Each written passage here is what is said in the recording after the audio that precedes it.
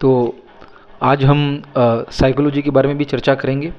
मेरा मानना है कि हर क्षेत्र में थोड़ा बहुत ज्ञान होना चाहिए और यह रीड वगैरह में वहीं भी कई काम आता है। ये एक तरीके की अपन देखें तो टीचिंग मेथड है। ये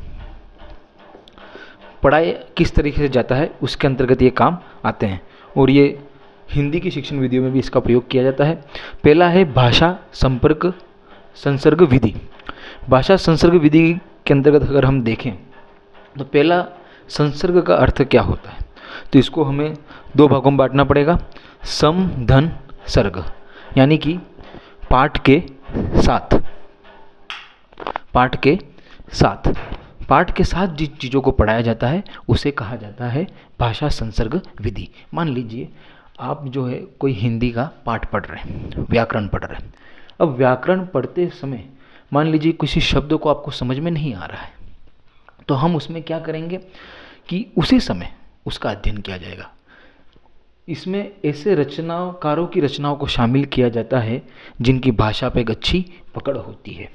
और इसमें हम सैद्धांतिक व्याकरण के बारे में चर्चा नहीं करते हैं और इनमें हम खाली छोटी छोटी कक्षाओं में जो एक व्यवहारिक व्याकरण की विधि है उनका ही प्रयोग करते हैं।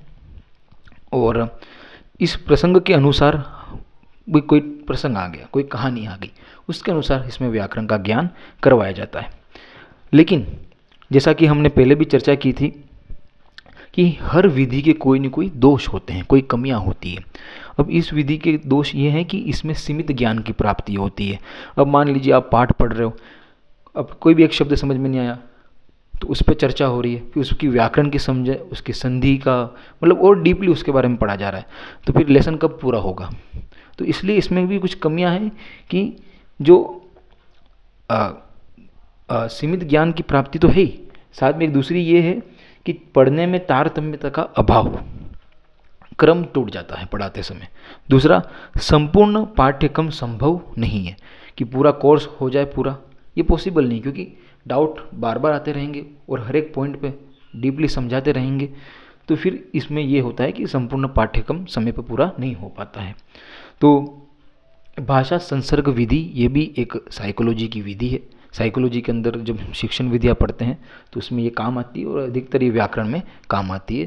तो आपके अभी रीड का एग्ज़ाम और भी कोई एग्ज़ाम होंगे तो उनमें इनका प्रयोग किया जाएगा अच्छी तरीके से। हमारी मेन मेरा जो कमांड है वो तो मैथ के अंदर ही है, पर फिर भी हमारी कोशिश ये रहती है कि कुछ दूसरे सब्जेक्ट का भी साथ में नॉलेज हो, वो काम आए।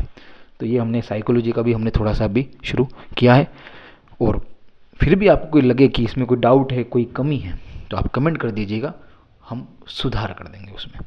Thank you.